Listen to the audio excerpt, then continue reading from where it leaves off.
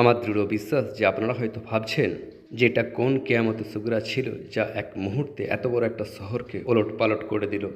প্রথম এক গর্জন, তারপর তীব্র আওয়াজ, তারপর ভয়ানক তীব্র বাতাস, আর তারপর বিস্ফোরণ। আর তারপরেই আপনারা পরিচিত শত শত মানুষ জীবন্ত কবরস্থ, যার বিস্ফোরণের শব্দই ছোট ছোট ছেলে মেয়েদের হার্ট অ্যাটাকে মৃত্যুর জন্য যথেষ্ট হয়ে যায়। ইনফ্যাক্ট এরূপ 3টে চাইনিজ রেকর্ড রয়েছে, যাতে একটাই কথা রয়েছে যে পাথর আকাশ থেকে বৃষ্টির মতো বর্ষিত হচ্ছিল। এই ক্যাটাস্ট্রফির প্রসঙ্গে 1995 সালে এক রিসার্চ পেপার লেখা হয়েছিল, নাম ডেথ ফ্রম অ্যাবাভ, উপর থেকে নেমে আসা মৃত্যু। আর এখন আমি আপনাদেরকে প্রকৃতির এই নির্দয়, অন্ধ আর শুধুমাত্র ধ্বংস বয়ে আনা এই ফেনোমেনা নিয়ে বলবো। যখন মহাকাশ থেকে আসা কোনো বড় পাথর আমাদের পৃথিবীর বায়ুমণ্ডলে প্রবেশ করে, তখন সেটা বাতাসের ঘর্ষণে জ্বলে ওঠে, যেটাকে প্রায়শই আপনারা আকাশে অত্যন্ত দ্রুত গতিবেগে তাড়া খসে পড়া রূপে দেখতে পান। আমরা এটাকে উল্কাপিণ্ড বলে থাকি, আর সাধারণত এই উল্কাপিণ্ড খুবই ছোট আকারের হয়ে থাকে, বেশিরভাগ চালের আকারের, আর অল্প কিছু আপনার হাতের মুঠোর আকারের। কিন্তু কখনো কখনো আকারে এর থেকে বড় পাথরও আমাদের পৃথিবীর রাস্তায় চলে আসে। আর যখন এসব বড় পাথর বা অ্যাস্টেরয়েডস আমাদের অ্যাটমসফিয়ারে প্রবেশ করে, তো তখন তারাও জ্বলে ওঠে। যখন বড় অ্যাস্টেরয়েডস জ্বলে ওঠে, তখন সেটা এক আগুনের বলের আকার ধারণ করে, আর তখন আমরা তাকে ফায়ারবলস অথবা বোলাইটস বলে থাকি। এই বোলাইটস পূর্ণিমা চাঁদের থেকেও দুগুণ বেশি উজ্জ্বল হয়ে থাকে, কিন্তু কখনো কখনো আকারে বড় উল্কাপিণ্ড প্রায়শই এক সুপার বোলাইডের রূপ নেয়, যার উজ্জ্বলতা -17 ম্যাগনিটিউড পর্যন্ত হয়ে যেতে পারে, অর্থাৎ পূর্ণিমার চাঁদের থেকেও অনেক গুণ বেশি উজ্জ্বল। কিন্তু যখন এই উল্কাপিণ্ডের আকার এর থেকেও বড় হয়, তখন অ্যাটমসফিয়ারের ফ্রিকশন আর আগুনে জ্বলে ওঠার কারণে এটা ফেটে যায়, জাস্ট এক্সপ্লোডস। আর এই সেই ফেনোমেনা যাকে মিটিওর এয়ার বার্স্ট বলা হয়। ভূমি থেকে কয়েক কিলোমিটার উপরে বাতাসে বিস্ফোরিত হওয়া এক বিশাল বড় উল্কাপিণ্ড, যার আসার কারণে বিশাল গর্জন, আর তারপর এক বিরাট শব্দ, আর তারপর এক্সপ্লোশন, বিস্ফোরণ। রেজাল্ট, আকাশ থেকে বড় বড় পাথর বৃষ্টি। যখন এত বড় একটা উল্কাপিণ্ড বাতাসে ফেটে যায়, তো তার শক ওয়েভও ততটাই বেশি হয়ে থাকে, যাতে তীব্র গতিবেগে বাতাস বইতে শুরু করে দেয়। কিন্তু যদি এই উল্কাপিণ্ড তার থেকেও বড় হয়, তো যে শহরের উপরে এটার বিস্ফোরণ হবে, সেই শহরের উল্টে যাওয়া ইনএভিটেবল তথা অবশ্যম্ভাবী হয়ে যায়। এটা মেটিওর এয়ারবার্স্টের সেই পরিচয় যা আপনারা অ্যাস্ট্রোনমিতে পেয়ে যাবেন। কিন্তু যদি আপনারা জিওলজিস্ট অর্থাৎ ভূমি ও পাথর এক্সপার্টস দিকে প্রশ্ন করেন, তো তারা আপনাকে এর সাথে আরও একটা বিষয় অ্যাড করে বলবেন যে মহাকাশ থেকে আমাদের পৃথিবীর দিকে আগত পাথরগুলো রকি অর্থাৎ পাথুরেও হতে পারে, মেটালিক অর্থাৎ ধাতুর তৈরিও হতে পারে, আর রকি ও মেটালিক দুটোই হতে পারে একই সাথে। আর যদি সেই অ্যাস্টেরয়েড রকি ও মেটালিক দুটোই একসাথে হয়ে থাকে, তখন তাকে আরবি ল্যাঙ্গুয়েজে এক্স্যাক্টলি সিজিল বলা হবে, এমন সব পাথর যা স্তরে স্তরে গঠিত। এই উল্কাপিণ্ডগুলোর এক্সপ্লোশনের সৃষ্টি হওয়া ফোর্স আর তা থেকে সৃষ্টি হওয়া ধ্বংসের কিছুটা ধারণা দেওয়ার জন্য আমি আপনাদের সামনে কিছু উদাহরণ তুলে ধরছি। ছোট আকার অর্থাৎ 1 থেকে 1.5 ফুটের মিটিওরাইট খুবই কমন বিষয়। এগুলো সাধারণত 100 কিলোমিটার উচ্চতায় ফেটে পড়ে, কিন্তু এই উচ্চতা খুবই বেশি, আর তাদের বিস্ফোরণের সৃষ্টি হওয়া ফোর্স এতটাই দুর্বল হয়ে থাকে যে প্রায়শই আমরা জানতেও পারি না। আর তাদের বিস্ফোরণে তৈরি হওয়া পাথরগুলো খুবই ক্ষুদ্র ক্ষুদ্র হয়ে আমাদের পৃথিবীর বুকে নেমে আসে, বরং এদের বেশিরভাগ পাথরই তো প্রায়শই ধুলো হয়ে যায়। কিন্তু বড় আকারের মিটিওরাইটস, যেমন 12 ফুট আকারের একটা উল্কাপিণ্ড, এগুলো সাধারণত আমাদের পৃথিবী থেকে 43 কিলোমিটার উচ্চতায় ফেটে পড়ে, যার বিস্ফোরণে প্রায় 1000 টনের ফোর্স সৃষ্টি হয়। এরূপটা প্রতি 1.5 বছর অন্তর একবারই হয়ে থাকে, কিন্তু এর বিস্ফোরণে সৃষ্টি হওয়া ফোর্স আর এই ফোর্সের কারণে হওয়া ধ্বংসযজ্ঞের ব্যাপারে আপনারা এতটুকু কল্পনা করে নিন যে বিস্ফোরণের কেন্দ্র থেকে কয়েকশো মিটারের মধ্যে সমস্ত জিনিস পুরোপুরি অ্যানাইহিলেট, ধ্বংস হয়ে যাবে। তারপর এর থেকেও বড় অর্থাৎ 33 ফুটের একটা সাহাবে সাকিব বা কোনো উল্কাপিণ্ড, এটা সাধারণত 32 কিলোমিটার উচ্চতায় বাস্ট হয়ে যায়, আর এর বিস্ফোরণের সৃষ্টি হওয়া ফোর্স 20,000 টনের থেকেও বেশি হতে পারে। কিন্তু এরূপটা প্রতি 10 বছর অন্তর একবার মাত্র ঘটে থাকে। আর এটা বুঝে নিন যে বিস্ফোরণের সৃষ্টি হওয়া ফোর্স কয়েক কিলোমিটার রেডিয়াসের সমস্ত জিনিসকে অ্যানাইহিলেট, ধ্বংস করে দেবে। কিন্তু বাস্তবে তো মিটিওরাইটস অনেক বড় আকারের হয়ে থাকে, যেমন 98 ফুটের একটা উল্কাপিণ্ড প্রায় প্রতি 185 বছর অন্তর আমাদের পৃথিবীর দিকে ধেয়ে আসে আর আমাদের থেকে শুধুমাত্র 17 কিলোমিটার উঁচুতে ফেটে পড়ে। আর তার বিস্ফোরণে 9.5 লাখ টনের ফোর্স সৃষ্টি হয়, যে ফোর্স মানুষের সৃষ্টি করা যে কোনো স্ট্রাকচার, তা সে জাহাজ, ট্যাঙ্কস বা বিল্ডিংস যাই হোক না কেন, টুকরো টুকরো করে দেওয়ার জন্য যথেষ্ট হয়ে থাকে। শেষবার এই ঘটনা 15ই ফেব্রুয়ারি 2013 সালে ঘটেছিল। আর সম্ভবত আপনাদের এখনও সেই ঘটনা মনে থাকবে, কারণ নিউজে এই ঘটনা সারা বিশ্ব জুড়ে দেখানো হচ্ছিল। রাশিয়ার উপর হাওয়াতে 66 ফুটের এক উল্কা মাত্র 30 ফুট উঁচুতে বাস্ট হয়েছিল।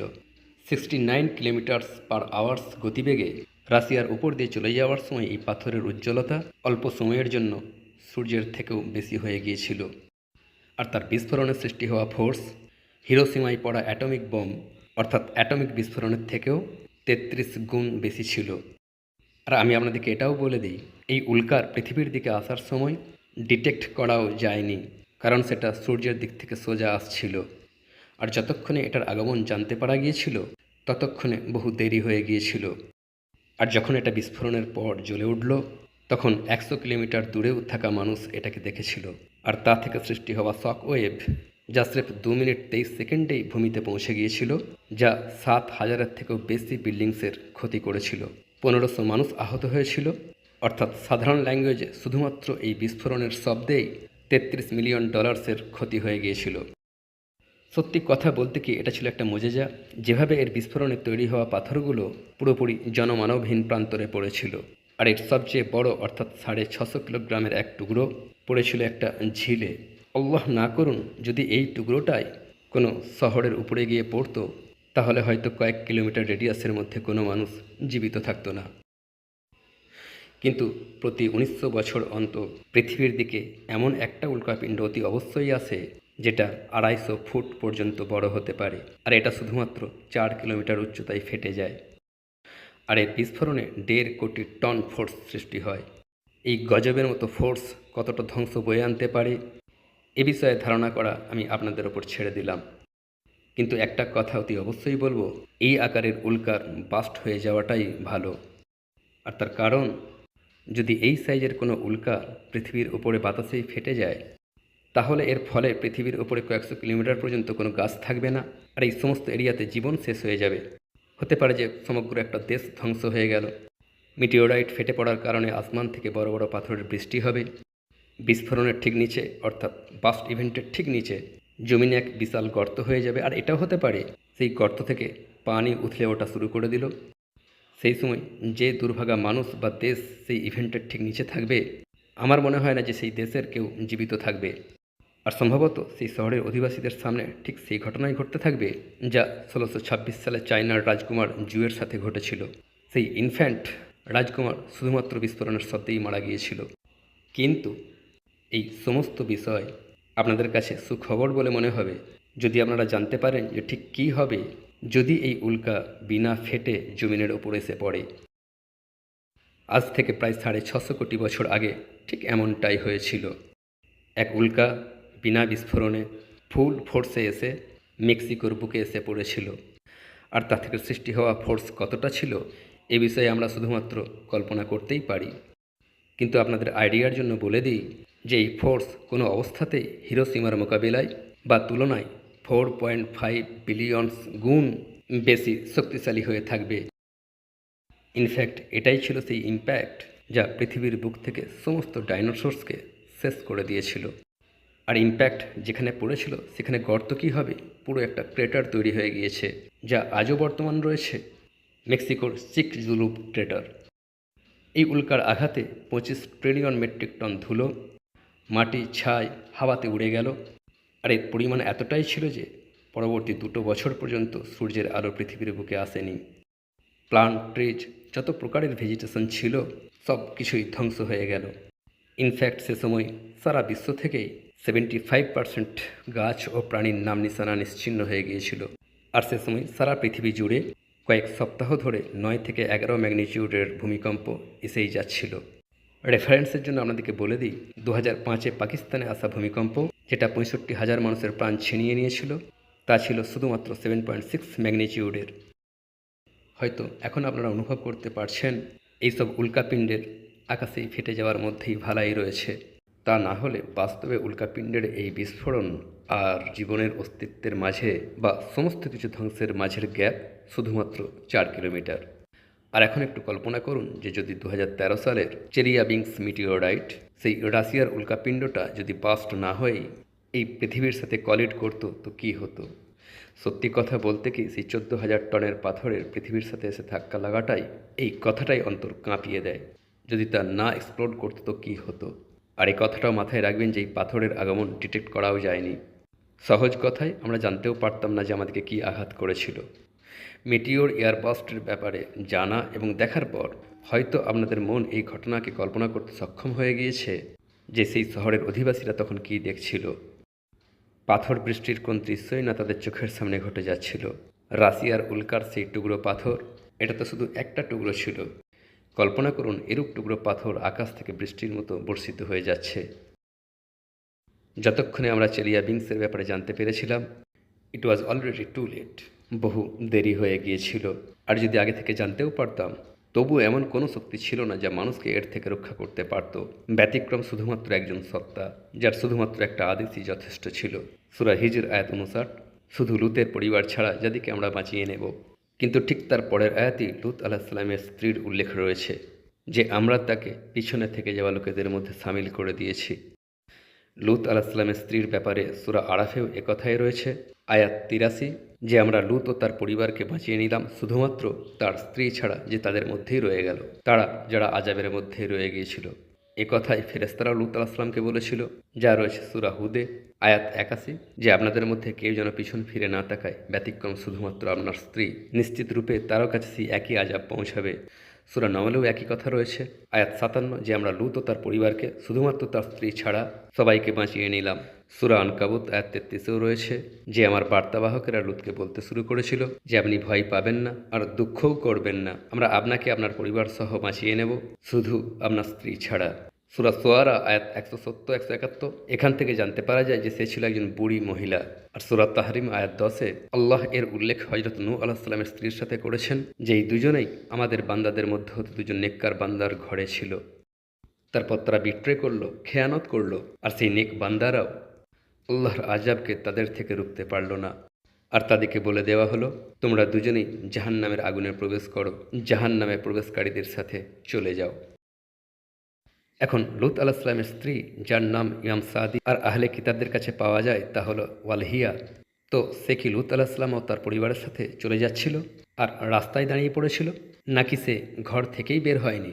এ বিষয়ে দ্বিমত রয়েছে। দুই পক্ষের কাছেই যুক্তি রয়েছে, দলিল রয়েছে।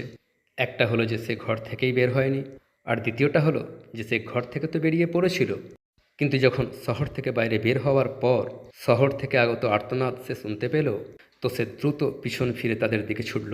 আর তখনই একটা পাথর এসে তাকে আঘাত করল, আর তার মস্তিষ্ক বের হয়ে গিয়ে তার মৃত্যু ঘটল। কিন্তু আরও একটা বর্ণনা আহলে কিতাবের কাছেও পাওয়া যায় যে সে ঘর থেকে তো বের হয়েছিল, কিন্তু সে পিছন ফিরে তাকিয়ে ফেলেছিল।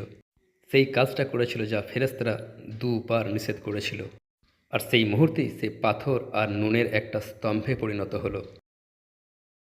ইনফ্যাক্ট হয়তো এই সেই অরিজিন যেখান থেকে ফোকটেলস বা লোককথায় পিছন ফিরে তাকাবি না, পিছন ফিরে তাকালে পাথর হয়ে যাবি, এসব লোককথার সৃষ্টি হয়েছে।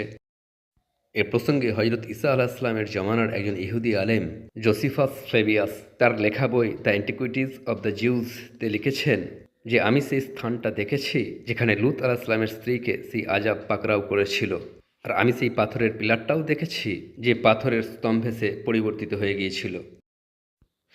জোসেফাস নিজের তরফ থেকে কথা সত্য লিখেছিল, কারণ বাস্তবেই ডেড সির আশেপাশে কয়েকটা বড়ই অদ্ভুত ও আশ্চর্যজনক রক ফরমেশন রয়েছে, যেগুলোর মধ্যে একটা তো নুনের একটা স্তম্ভ, যেটা দেখতে পুরোপুরি দাঁড়িয়ে যাওয়া এক মহিলার মতো। আর আজও বহু আহলে কিতাব আর বহু মুসলিমও কথা বিশ্বাস করে যে এই স্তম্ভই আসলেই ছিল লুত আলাইহিস সালামের স্ত্রী, যে পিছন ফিরে তাকানোর কারণে পাথর হয়ে রয়ে গিয়েছে। ঠিক এরকমই এক অদ্ভুত রক ফরমেশন নিকটবর্তী একটা পাহাড় মাউন্ট সডম, যা বর্তমানে ইসরায়েলে রয়েছে, সেখানেও একটা পাথরের নিঃসঙ্গ স্তম্ভ রয়েছে, যেটা লর্ডস ওয়াইফ নামে বিখ্যাত। আর এর প্রসঙ্গেও এটা বিশ্বাস করা হয় যে এই ছিল লুত আলাইহিস সালামের স্ত্রী, যে পিছন ফিরে তাকানোই পাথর হয়ে রয়ে গিয়েছে। এই সমস্ত কথাই মানুষের এতটাই আগ্রহ জন্মায় যে আজ কমপক্ষে পৃথিবীতে 3টে এমন পাহাড় রয়েছে যেগুলো কোনো না কোনো কারণে নিঃসঙ্গ হয়ে দাঁড়িয়ে রয়েছে, আর সেগুলো লর্ডস ওয়াইফ নামেই পরিচিত। যেমন ধরুন, জাপানের সমুদ্রতে ইজু আইল্যান্ডের নিকটে পুরোপুরিরূপে নিঃসঙ্গ দাঁড়িয়ে রয়েছে এক পাহাড়, যেটা আক্ষরিক অর্থেই এক অদ্ভুত ভঙ্গিতে একটা স্ট্রেঞ্জ গ্র্যান্ডিওরে দাঁড়িয়ে রয়েছে সমুদ্রের মাঝে। ওয়ালহিয়া ঘর থেকেই কি বের হয়নি, নাকি সে রাস্তায় বাস্তবেই পাথর হয়ে গিয়েছিল, এ কথা তো আল্লাহই সবচেয়ে ভালো জানেন। কিন্তু এই এন্টায়ার ইনসিডেন্টে আমাদের জন্য শেখার মতো কি রয়েছে? আমার অনুরোধ, আপনারা আপনাদের চারপাশটার দিকে দৃষ্টি দিন আর আল্লাহর কাছে ক্ষমা প্রার্থনা করুন যে যে সমস্ত খবর আমরা দৈনিক টিভিতে শুনছি, দৈনিক শহরের অলিতে গলিতে দেখছি, এই সমস্ত গুনহার ফলস্বরূপ এখন পর্যন্ত আমাদের ওপর সেই পাথর এসে পড়েনি, যার আগমন বার্তা কোনো টেকনোলজির কাছেও পৌঁছায়নি। আর যতক্ষণে পৌঁছালো, ইট ওয়াজ অলরেডি টু লেট। যার আসার আগে একটা গর্জন, তারপর বাতাস, আর তারপর মাথার ঘিলু মাটিতে পড়ে থাকতে দেখা যাবে। আল্লাহর শুকরিয়া আদায় করুন যে এখন পর্যন্ত সেই পাথর আসেনি।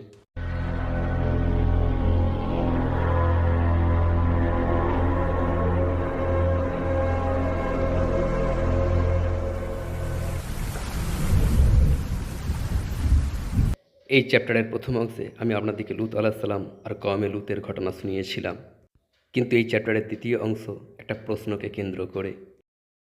এমন একটা প্রশ্ন যা প্রায়শই করা হয়ে থাকে। রাতে দৃশ্যমান হওয়া, খসে পড়া তারা, এগুলো কোথা থেকে আসে, যাদেরকে আমরা ছোটোবেলা থেকে দেখে আসছি। আমার আজও মনে আছে যে যখন আমার মা বেঁচে ছিলেন, তখন আমরা আমাদের ঘরের পিছনে বসে রাতের আকাশ দেখতাম, নক্ষত্রদের মাঝে মুখ বা ফিগার খুঁজে বেড়াতাম। ইনফ্যাক্ট এই ডকুমেন্টারির একদম শুরুতে আমি দুব্বে আকবর বা দ্য গ্রেট বিয়ার নামক এক কনস্টেলেশনের কথা বলেছিলাম। নক্ষত্রদের প্রসঙ্গে দুব্বে আকবর এই প্রথম শব্দ, যেটা আমি আমার মায়ের কাছে শিখেছিলাম, যে কিভাবে 20টা বড় বড় নক্ষত্র মিলে আসমানে এক বিশাল বড় ভাল্লুক তৈরি করে। দুব্বে আকবর, দ্য গ্রেট বিয়ার। অথবা পরে আমি যখন এর টেকনিক্যাল নাম শিখেছিলাম, তা হলো দ্য উডসা মেজর। আমার মায়ের সাথে আমার এই নক্ষত্র অবজারভেশনের সময় আমি বহুবার খসে পড়া তারা দেখেছিলাম, আর সেগুলোকে দেখে ভাবতাম যে সেগুলো কোথা থেকে আসে। হঠাৎ করেই জ্বলে ওঠে, বুলেটের গতিবেগে আসমানের এক প্রান্ত থেকে অপর প্রান্তে চলে যায়, আর তারপর হারিয়ে যায়। আমার মা আমাকে বলতেন যে এগুলো হলো সেই পাথর যেগুলো ফেরেশতারা শয়তান দিকে আসমান থেকে তাড়িয়ে দেওয়ার জন্য ছোঁড়ে। এখন শৈশবে তো এটা খুবই ইন্টারেস্টিং কথা বলে মনে হতো, আর আমি কল্পনা করে অবাক হয়ে যেতাম যে এই মুহূর্তে আমার চোখের সামনে ফেরেশতারা শয়তান দিকে মারছে। তারপর বহু বছর পার হয়ে গেল, আকাশ ও নক্ষত্রের প্রতি আমার ভালোবাসা বাড়তেই থাকলো। তাদেরকে নিয়ে অনেক কিছুই শিখতে থাকলাম, আর একটা সময় এটাও শিখতে পারলাম যে এই খসে পড়া তারাগুলোকে উর্দু বা আরবিতে সাহাবে সাকিব অথবা ইংরাজিতে মিটিওরাইটস বলা হয়। কিন্তু একটা কথা আমি কিছুতেই বুঝতে পারতাম না, যে যদি এই উল্কাপিণ্ডগুলো সেই সমস্ত পাথর হয়ে থাকে যেগুলো দিয়ে ফেরেশতারা শয়তান দিকে মেরে মেরে তাড়াচ্ছে, তো তাহলে আজ তাদের বিষয়ে ফোরকাস্ট বা আগে থেকে বলা কিভাবে সম্ভব হয় যে অমুক তারিখে অমুক স্থানে অমুক সময়ে আমরা মেটিওর শাওয়ার দেখতে পাবো। অর্থাৎ অমুক তারিখে আকাশে নির্দিষ্ট সময়ে আকাশে শত শত বরং হাজার হাজার তারা খসে পড়তে দেখা যায়। একটা লম্বা সময় পর্যন্ত এই প্রশ্ন আমার অন্তরেই রয়ে গিয়েছিল। এ কথা সত্য যে আসমানে শয়তান দিকে মারার জন্য তাদের পিছনে আগুনের জ্বলন্ত শিখা ছুঁড়ে দেওয়া হয়? কারণ এ কথার উল্লেখ তো সূরা সাফফাত ও সূরা হিজর দুটোতেই রয়েছে। সূরা সাফফাত 6 থেকে 10, যে আমরা দুনিয়ার আকাশকে নক্ষত্র দিয়ে সজ্জিত করেছি আর দুষ্টু শয়তান থেকে তার হেফাজত করেছি। তারা উপরের ফেরেশতাদের কথা শুনতেও পারে না, বরং তাদেরকে সব দিক থেকেই আঘাত করা হয়। কিন্তু যদি কেউ কোনো কিছু চুরি করে শুনে পালাতে থাকে, তো তাকে এক জ্বলন্ত শিখা তাড়া করে। সেই একই কথা রয়েছে সূরা হিজর আয়াত 16 থেকে 18, যে আমরা আসমানে বুরুজ তৈরি করেছি আর দর্শকদের জন্য এটাকে খুব সুন্দর করে দিয়েছি, আর প্রত্যেক বিতাড়িত শয়তান থেকে একে নিরাপদ করে দিয়েছি। কিন্তু যখন কেউ গোপনে তা শোনার চেষ্টা করে, তখন তার পিছনে এক জ্বলন্ত শিখা লাগিয়ে দেওয়া হয়। এই সমস্ত আয়াতগুলোর আরও ডিটেলস হাদিসেও পাওয়া যায়, যে যখন আল্লাহ আসমানে কোনো জিনিসের ফায়সাল্লা করেন, তো তখন ফেরেশতারা তা শুনে ভয় ও অসহায়তার কারণে নিজেদের ডানা দ্রুত নাড়তে থাকে। আর আল্লাহর আদেশ ফেরেশতারা এমনভাবে শুনতে পায় যেন কোনো মসৃণ পাথরের ওপর শেকল টানার আওয়াজ। আর তা শুনে ফেরেশতাদের অন্তরে উদ্বিগ্নতার সৃষ্টি হয়ে যায়। আর তারপর যখন তাদের এই উদ্বিগ্নতা দূর হয়ে যায়, তখন তারা একে অপরকে প্রশ্ন করতে থাকে যে তোমার রব কী আদেশ দিলেন। আর তারপর ফেরেশতাদের এই আলোচনা লুকিয়ে চুরিয়ে শুনতে থাকা শয়তানেরা শুনে পালাতে থাকে, আর পালিয়ে গিয়ে তার থেকে নিচে থাকা শয়তানকে বলে দেয়। কখনো কখনো এরূপটা হয় যে কথা আগের জনকে বলার আগেই সেই শয়তানকে আগুনের জ্বলন্ত শিখা ধরে ফেলে, কিন্তু কখনো কখনো সে একালটা কথা শুনে পরের জনকে বলে দেয়, যে কথাটা পরে শয়তানেরা এই পৃথিবীতে থাকা ভবিষ্যৎ বক্তাদের কানে এমনভাবে বিড়বিড় করতে থাকে যেটা তার কানে মুরগির খটখট শব্দের মতো মনে হয়। আর তখন সেই শয়তান চুরি করা কথার সাথে শত মিথ্যা নিজের তরফ থেকে মিলিয়ে বলতে থাকে। তো যে প্রশ্নের সৃষ্টি হয় যে আমাদের চোখে ধরা পড়া সমস্ত খসে যাওয়া তারা আসলেই কি সেই আগুনের অস্ত্র যেগুলো দিয়ে পলায়নরত শয়তান দিকে মারা হচ্ছে? এই চ্যাপ্টারের প্রথম অংশে আমি আপনাদেরকে মিটিওর এয়ারবাস্টের ব্যাপারে বলেছিলাম, আর এটাও বলেছিলাম যে এই দৃশ্য খুবই ভয়ানক কিন্তু খুবই রেয়ার, যা কয়েক বছর, কয়েক দশক, কয়েক শতাব্দী বা অনেক ক্ষেত্রে হাজার বছরে একবার বা দুবার হয়ে থাকে। একটা বড় অ্যাস্টেরয়েড পৃথিবীর বাতাসে ফেটে যায়, আর তার বিস্ফোরণের ফলে পৃথিবীর বুকে ভয়ানকভাবে পাথর বৃষ্টি শুরু হয়ে যায়। কিন্তু রাতে দেখতে পাওয়া খসে যাওয়া তারা এটা খুবই কমন ফেনোমেনা। ইনফ্যাক্ট আমাদের এই পৃথিবী এত বেশি সংখ্যায় এই উল্কাপিণ্ডগুলোকে টান দিতে থাকে, যদি এক বছরে এই পৃথিবীর বুকে পতিত হওয়া উল্কাপিণ্ডের ওজন করা হয় তবে তা ওজনে 36,000 টন হয়ে যাবে। ঘটনাটা হলো মহাশূন্যে ভাসমান এই পাথরগুলো যখন কখনো আমাদের পৃথিবীর নিকট দিয়ে চলে যেতে থাকে তখন পৃথিবী খুব দ্রুত সেই পাথরকে নিজের দিকে টানতে থাকে। ইনফ্যাক্ট এতটাই দ্রুত যে এই পাথরের গতিবেগ 71 কিলোমিটার পার সেকেন্ড হয়ে যায়। আর এই গতিবেগ এতটাই বেশি যে যখনই এই পাথরগুলো আমাদের বায়ুমণ্ডলে অর্থাৎ পৃথিবীর অ্যাটমসফিয়ারে প্রবেশ করে তো তখন তীব্র গতিবেগ আর বাতাসের ফ্রিকশনের কারণে সেসব পাথরে আগুন লেগে যায়, পাথরগুলো জ্বলে ওঠে। আর ফল আমরা দেখতে পাই আকাশে দ্রুত বেগে খসে পড়া তারা, আর তখন আমরা একে সাহাবে সাকিব বলে থাকি। এক লম্বা সময় ধরে মানুষ এই উল্কাপিণ্ডগুলোকে দেখেই আসছে। এমনকি আজ থেকে প্রায় 5,500 বছর আগে যখন মানুষ সেইমাত্র লেখা শিখেছে, তো মানব ইতিহাসের এই নতুন টেক্সটেও আপনারা উল্কাপিণ্ডের কথা দেখতে পাবেন যে কিভাবে তারা আসমানে তারাকে খসে পড়তে দেখেছিল। এমনকি কিছু স্থানে তো এই উল্কাপিণ্ডের রীতিমতো উপাসনা করা হচ্ছিল। আজও তুরস্কের আর্টেমিস মন্দিরে সেসব উল্কাপিণ্ড রাখা আছে যেগুলোর আজ থেকে প্রায় 4,500 বছর আগে পুজো করা হতো। কারণ যখন এই পাথর জ্বলে পড়ে যাওয়ার পর পৃথিবীতে নেমে আসতো আর কেউ তাকে খুঁজে পেয়ে যেত, সেই পাথরকে খোদার তরফ থেকে একটা গিফট বলে মনে করত, আসমান থেকে আসা এক উপহার। আর এই জন্যই খুবই বিখ্যাত একজন ফেরাউন তুতানখামুনও নিজের জন্য একটা ড্যাগার বা ছুরি তৈরি করিয়েছিল এই গিফট, এক মিটিওরাইটের পাথরকে খোদাই করে। এমনকি আজও নামিবিয়ার মরুভূমিতে 60 টন ওজনের একটা পাথর পড়ে রয়েছে যা বাস্তবে একটা সাহাবে সাকিব বা উল্কাপিণ্ড, যা আজ থেকে 80,000 বছর আগে এই মরুভূমিতে এসে পড়েছিল। আর স্থানীয় লোকেরা এর নাম দিয়েছিল হোবা। ইনফ্যাক্ট নামিবিয়ার লোকাল ল্যাঙ্গুয়েজে হোবার অর্থই হলো উপহার। আর এখন আমি চাই আপনারা একটু মন দিয়ে শুনুন। 2 প্রকারের মিটিওরাইটস আমাদের পৃথিবীতে আসে। একটা হলো প্রেডিক্টেবল, অর্থাৎ যার বিষয়ে আগে থেকেই বলা যেতে পারে, আর দ্বিতীয়টা হলো আনপ্রেডিক্টেবল, যা হঠাৎ করেই চলে আসে, যার বিষয়ে কোনো প্রেডিকশন করা যায় না। টেকনিক্যালি সেটা উল্কাপিণ্ড নয়। এ কথাটা আপনারা সবাই জানেন যে পৃথিবী আর সূর্য একে অপরের সাথে ইন্টারলকড। পৃথিবী সূর্যের চারদিকে ঘুরছে আর প্রতি 1 বছরে এই ঘূর্ণন কমপ্লিট হয়। এখন এই রোটেশনে পৃথিবীকে মহাকাশের ভিন্ন ভিন্ন স্থান দিয়ে অতিবাহিত হতে হয়। আর তখন কিছু স্থান এমনও আছে যেখানে ডেব্রিস আর ছোট ছোট পাথর ছড়িয়ে থাকে। এর একটা উদাহরণ পারসাইড সিস্টেম। মহাকাশে থাকা ছোট ছোট পাথরের ডেব্রিস মহাকাশে ভাসতে থাকা যে ধ্বংসস্তূপের মধ্য দিয়ে প্রতি বছর পৃথিবীকে যেতে হয়। আর তখন ছোট ছোট পাথর আমাদের বায়ুমণ্ডলে এসে জ্বলে ওঠে, আর আমরা এই দৃশ্যকে মিটিওর শাওয়ার নামে জানি।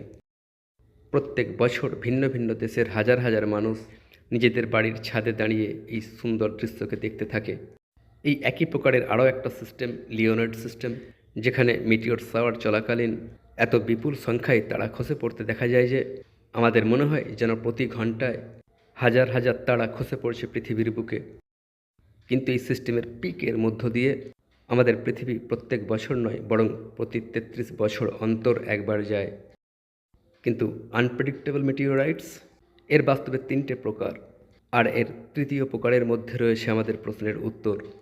প্রথম 2 প্রকার খুবই কমন। প্রথম প্রকার পাথরের তৈরি উল্কা, সেই পাথর যা দিয়ে পৃথিবী তৈরি, চাঁদ তৈরি, ভেনাস, জুপিটার সবাই তৈরি। ব্যাসল্টের ছোট ছোট টুকরো, যেগুলো আমাদের সোলার সিস্টেমের মধ্যবর্তী মহাকাশে ঘুরে বেড়াচ্ছে, যেগুলোকে আমাদের পৃথিবী নিজের দিকে টেনে নেয়, কিন্তু সেগুলো আমাদের বায়ুমণ্ডলে প্রবেশ করতেই অতি দ্রুত টুকরো টুকরো হয়ে ছড়িয়ে যায়। দ্বিতীয় প্রকার স্টোনি আয়রন মেটিওরাইটস, অর্থাৎ আসলে তা পাথর দিয়েই তৈরি, কিন্তু তার ভিতরে আয়রন নামক এক এলিমেন্ট মজুদ থাকে। এটা বাতাসে ভেঙে ছড়িয়ে পড়ে না, যেহেতু এর ভিতরে আয়রন থাকে, আর তাই এটা ইনট্যাক্ট থাকে আর প্রায়শই গোটাই মাটিতে পড়ে। কিন্তু দেখতে এই উল্কা সবচেয়ে বেশি সুন্দর হয়ে থাকে। ইনফ্যাক্ট ইউরোপীয় এক উল্কাপিণ্ড থেকে তুতানখামেন নিজের জন্য বিখ্যাত সেই চাকু তৈরি করিয়েছিল। কিন্তু তৃতীয় প্রকারটা হয়ে থাকে আয়রন মেটিওরাইটস, সবচেয়ে নায়াব, দ্য রিয়ারেস্ট সাহাবে সাকিব, যা দেখতে পাওয়া সমস্ত মেটিরিওরাইটসের স্রেফ 5.7% হয়ে থাকে, আর এটা তৈরি হয়ে থাকে সলিড লোহা দিয়ে।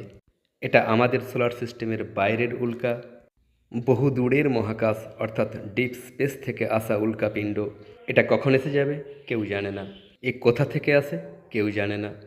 এই উল্কাপিণ্ডের লোহা হলো এই মহাবিশ্বের সবচেয়ে প্রাচীন লোহা, যেটা 1538 ডিগ্রি সেন্টিগ্রেডে গলে যায়। কিন্তু যখন লোহার এই টুকরো জমিনের দিকে আসার সময় জ্বলে ওঠে, তখন সেই আগুনের তাপমাত্রা 1648 ডিগ্রি, অর্থাৎ এই লোহার মেল্টিং পয়েন্টের থেকেও বেশি হয়ে যায়। আর তখন এই লোহা সম্পূর্ণরূপে গলে যায়। ঠিক সেই সময় কয়েক মুহূর্তের জন্য এই সাহাবিয়া শুধুমাত্র আর উল্কা থাকে না, বরং সাহাবে সাকিব অর্থাৎ শুধুমাত্র গলিত, ফুটন্ত, জ্বলন্ত শিখাযুক্ত আগুন হয়ে যায়। এক লিকুইড ফায়ার, এক তরল আগুন, এ মোল্টেন ফায়ার, এ বয়েলিং ফ্লেম, একটা সাহাবে সাকিব। আল্লাহই জানেন আমাদের কাছ পর্যন্ত পৌঁছানোর আগে মহাবিশ্বের কোন অজানা প্রান্তে আগুনের এই শিখা কোন প্রাণীকে মেরে এসেছে, আমাদের পৃথিবীতে এসেছে। আর তারপর আমাদের হাত পর্যন্ত পৌঁছাতে পৌঁছাতে এই উল্কা পুরোপুরি শীতল হয়ে যায়, গলে যাওয়া আবারও পুরোপুরি শক্ত হয়ে যাওয়ার কারণে এর ফিজিকটাই বদলে যায়, যেন শীতল হয়ে যাওয়া এক লাভা। আল্লাহ সবচেয়ে ভালো জানেন যে রহস্যে ঘেরা এই উল্কা এই মহাবিশ্বের কোন অজানা কোণ থেকে বের হয়ে কোন মাকলুকের দিকে ছুটে যায়। কিন্তু আমার অন্তর স্বীকার করে যে আমাদের কাছ পর্যন্ত পৌঁছানোর আগে তৃতীয় প্রকারের এই উল্কা বিলিয়নস অফ ইয়ার্সের নীরব কাহিনী বয়ে আনে। তারা কাকে কাকে মেরে এসেছে এ কথা কেউ জানে না, কোনো মানুষের কোনো জ্ঞান নেই। আর আমার অন্তরে এই চ্যাপ্টারকে শেষ করার সময় সূরা তারিক এর সেই আয়াত চলে আসছে, শপথ আসমানের আর তার যে রাতে আসে। কিন্তু তুমি কি জানো রাতে কি আসে? অন্ধকার রাতকে অতি দ্রুত টুকরে করে দেওয়া এক আসমানি চমক।